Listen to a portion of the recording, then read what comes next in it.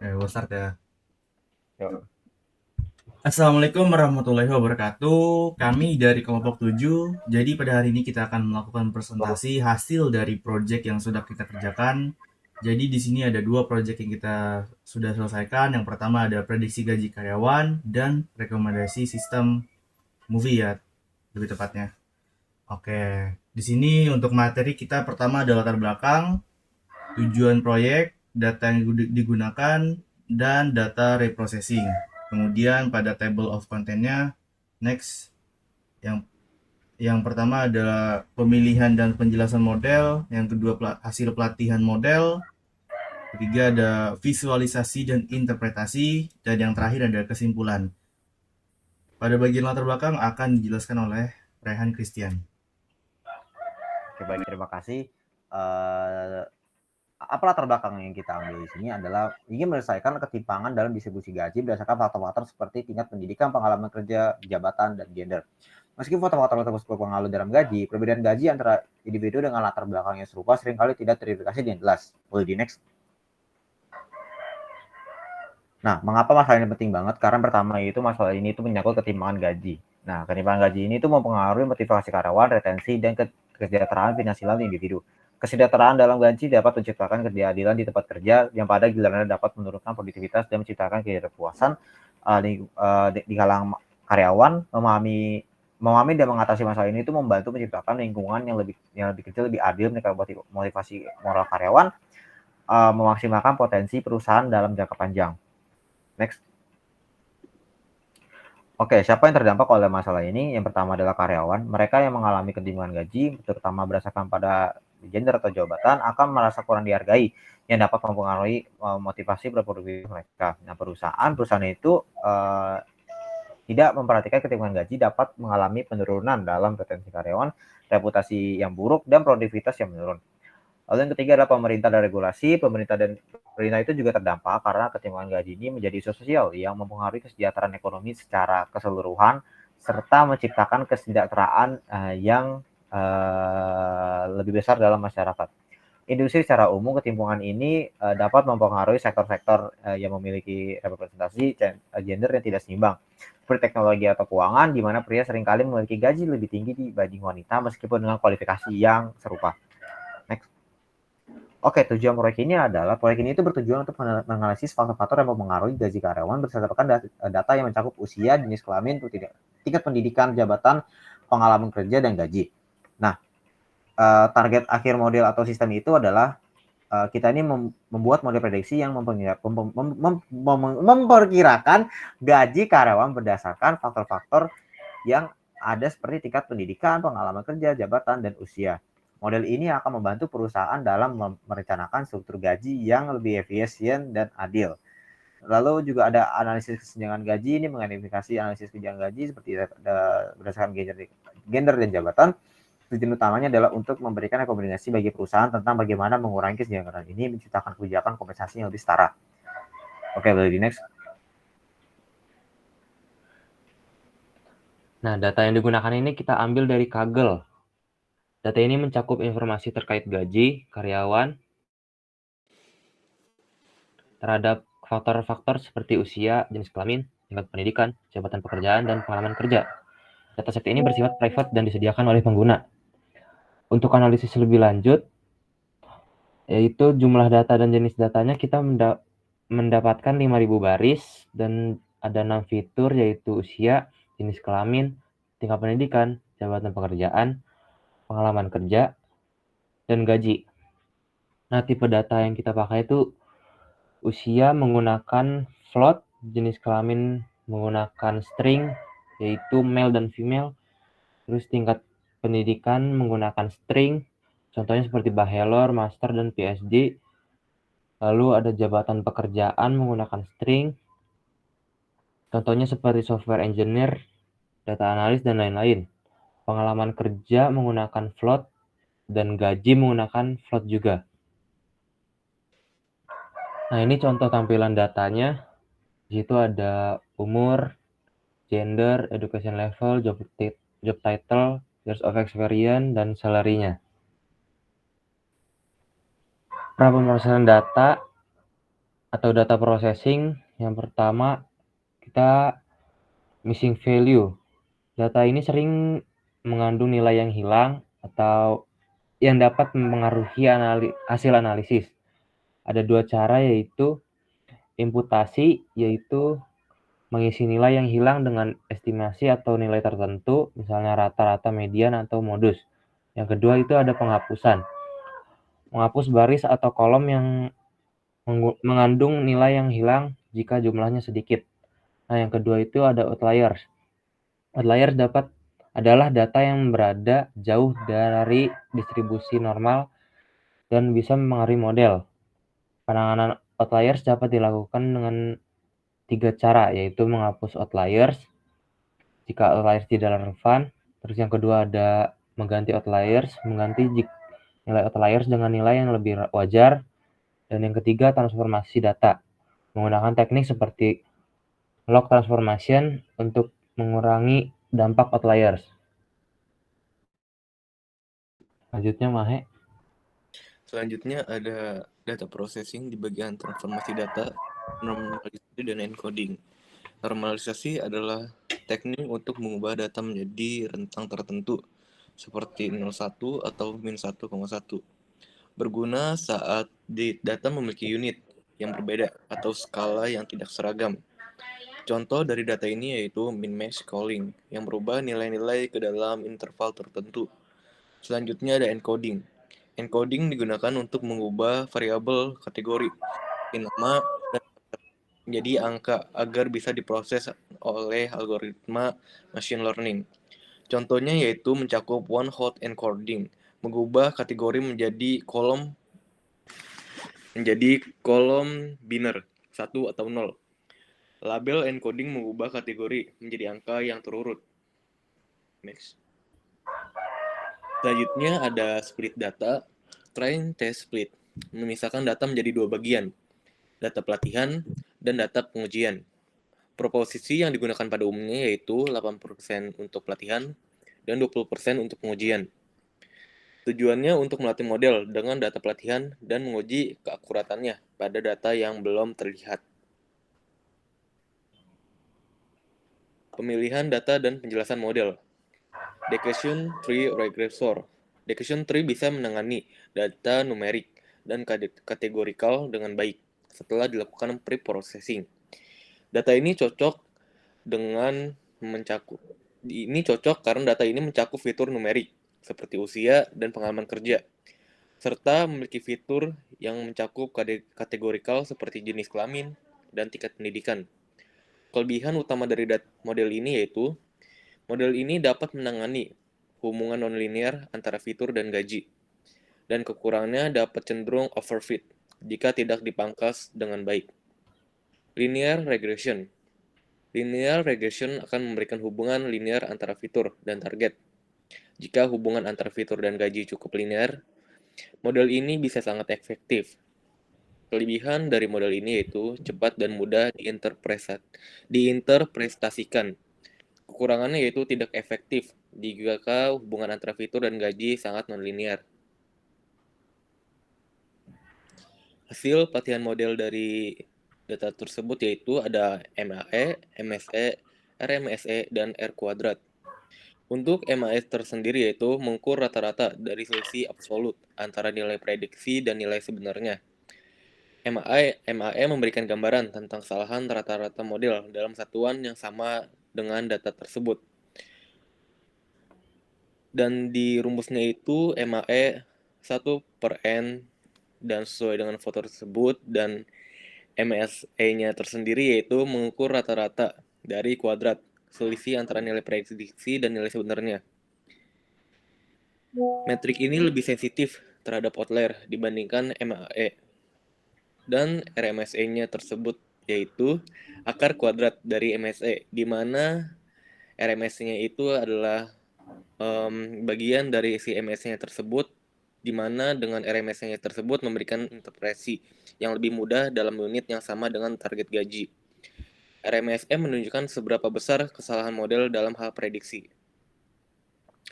R-squared atau R kuadrat yaitu mengukur seberapa baik model dapat menjelaskan variabilitas data yang sesungguhnya. Nilai R kuadrat berkisar antara 0 hingga 1, di mana 1 menunjukkan model yang sangat baik, dan 0 menunjukkan model yang sangat buruk. Perbandingan dari model tersebut yaitu, jika harus memilih yang paling unggul, RMSE lebih disarankan, terutama dalam konteks regresi, dikarenakan RMSE memberikan hukuman lebih besar untuk kesalahan besar. Yang penting jika ingin model yang sangat memperhatikan kesalahan yang besar. Selain itu, RMSE lebih mudah dipahami, dikarenakan satuannya sama dengan target, misalnya gaji. Jadi sifatnya itu lebih intuitif. Berikut adalah hasil evaluasinya. Next. Nah, berdasarkan semua metrik yang telah dibandingkan, linear regression lebih unggul dibandingkan decision tree, dikarenakan memiliki MSE, RMSE, dan ME yang lebih rendah, serta R kuadrat yang lebih tinggi, yang menunjukkan bahwa model ini lebih akurat dan dapat menjelaskan variasi data dengan lebih baik. Next. Visualisasi dan interpretasinya itu yang pertama ada confusion matrix. Matrix ini digunakan untuk mengevaluasi kinerja model klasifikasi dengan membandingkan hasil prediksi dengan nilai aktual dalam kategori berbeda, seperti true positif, false positif, true negatif, dan false negatif. Dan yang kedua itu ROC curve atau receiver pricing characteristic curve. Digunakan untuk mengevaluasi model klasifikasi, khususnya untuk melihat kemampuan model dalam membedakan antara dua kelas, positif atau negatif. Nah, ROC curve ini menggambarkan trade-off antara tingkat true positive rate atau TPR dan false positive rate atau VPR.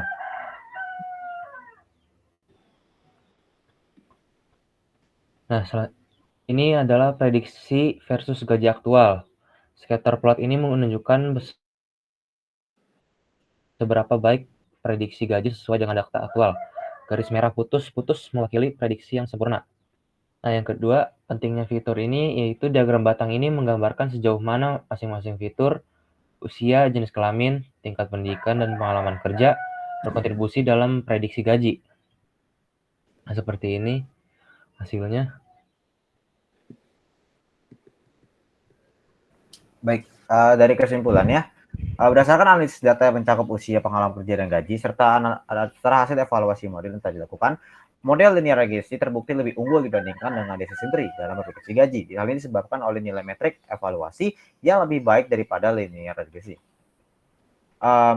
Model ini lebih efektif mengenali hubungan linear antara faktor-faktor seperti pengalaman kerja, usia, gaji secara stabil. Sementara itu, decision tree itu lebih cocok digunakan menangani hubungan yang kompleks dan non-linear. Oke, ini adalah data tagelnya. Next. Selanjutnya di sini setelah ada proyek prediksi gaji karyawan, di sini ada proyek kedua yaitu adalah rekomendasi movie.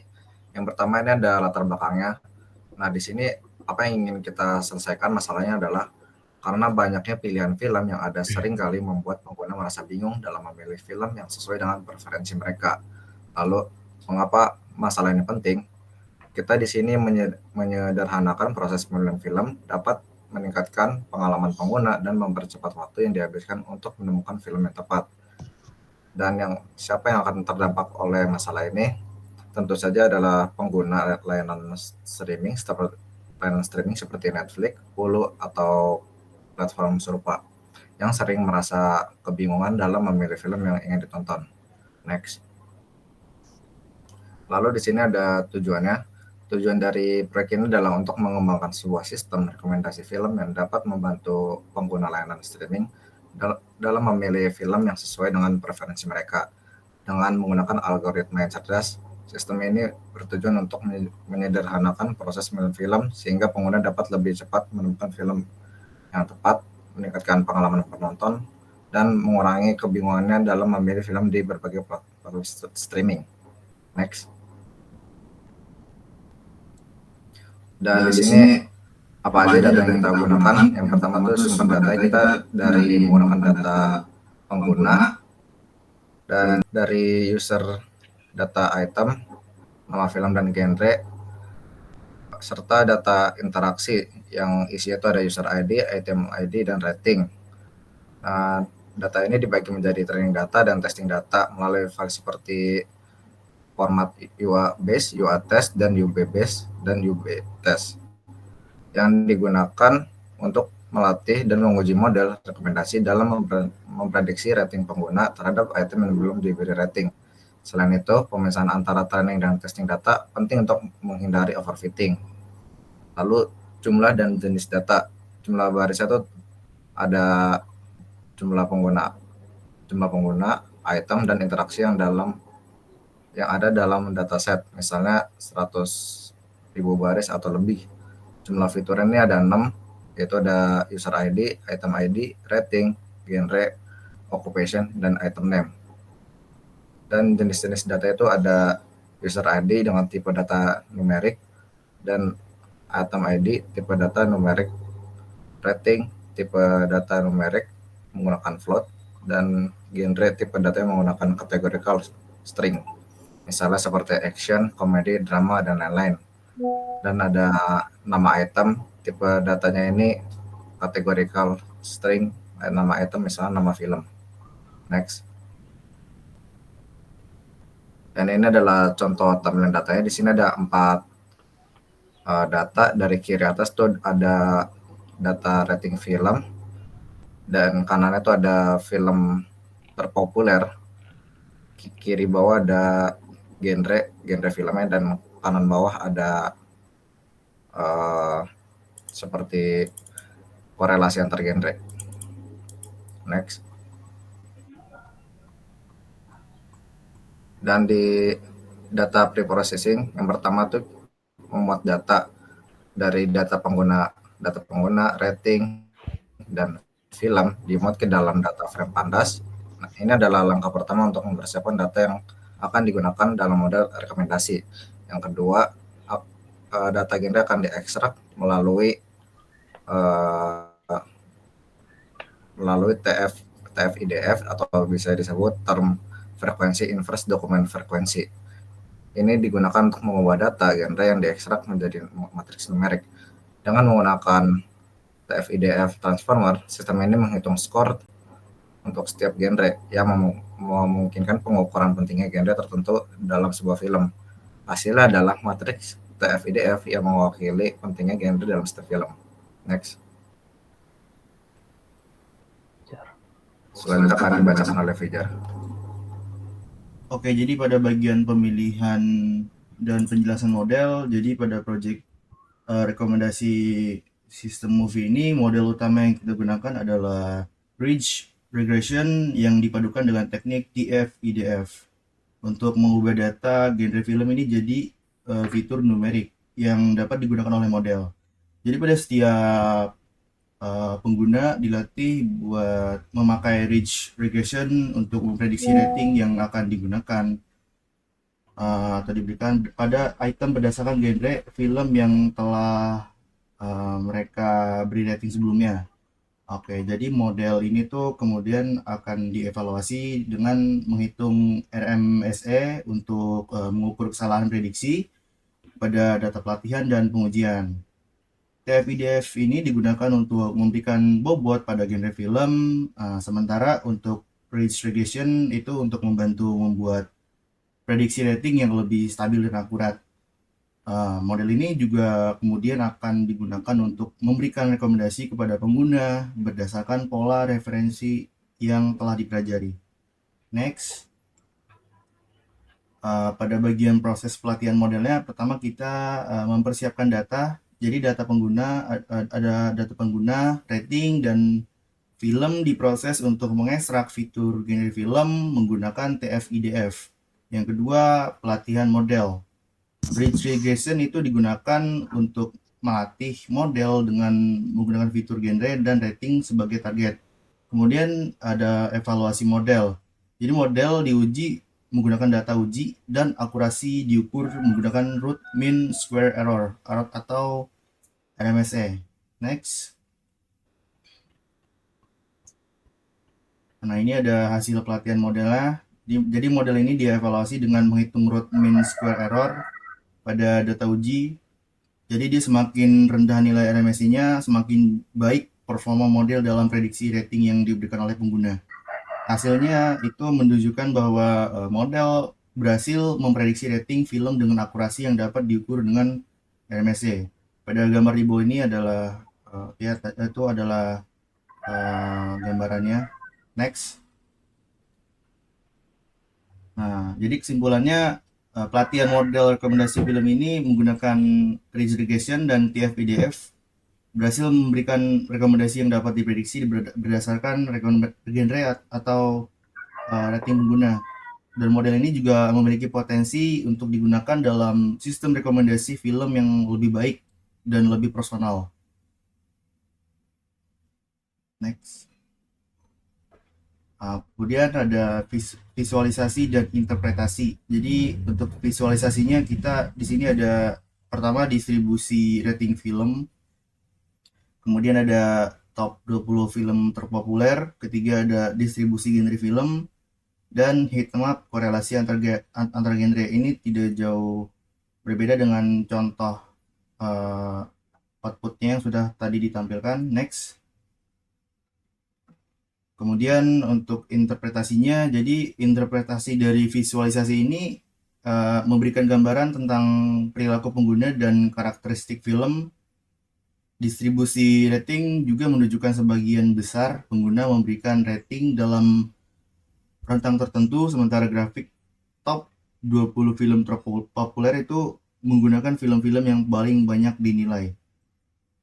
Menandakan popularitas film tersebut. Nah, kemudian distribusi genre film menunjukkan genre yang paling banyak ada. Jadi dia mengindikasikan preferensi genre pengguna.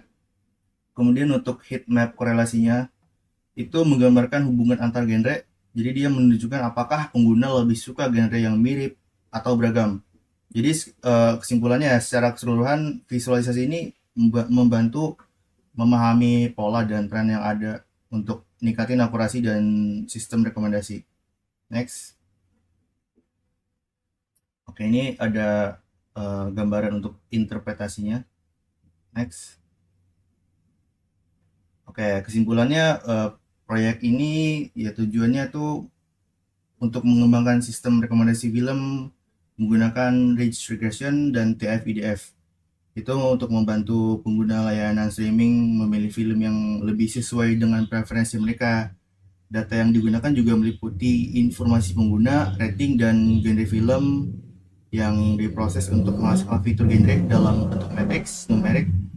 Model ini juga dilatih menggunakan ridge regression untuk memprediksi rating film ya berdasarkan genre yang telah dinilai sebelumnya. Model ini juga dievaluasi dengan menghitung RMSE ya, yang menunjukkan tuh akurasi prediksi ratingnya bagus. Hasilnya juga menunjukkan bahwa modelnya tuh dapat memberikan rekomendasi yang relevan dan akurat, serta berpotensi untuk meningkatkan pengalaman pengguna dalam memilih film di platform streaming. Sistem ini juga dapat digunakan untuk memberikan rekomendasi yang lebih personal berdasarkan preferensi pengguna dan genre film. Oke, jadi ini ada link data Kaggle-nya. Data yang kita gunakan berasal dari sini untuk rekomendasi sistem movie.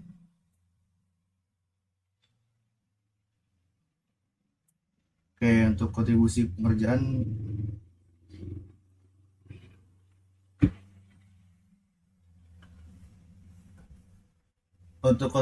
pengerjaan di sini yang pertama ada Rehan Christian Wengkang. Jadi dia sangat berkontribusi 100% dalam pengerjaan model, terutama pada bagian gaji karyawan dan presentasi. Ini kemudian ada saya sendiri, saya juga sama ya, tapi saya mengerjakan model yang sistem rekomendasi dan membuat presentasi juga. Kemudian ada Lintar Arya, dia juga sangat membantu sekali, membantu saya dalam merancang sistem rekomendasi dan membuat presentasi juga sama 100%.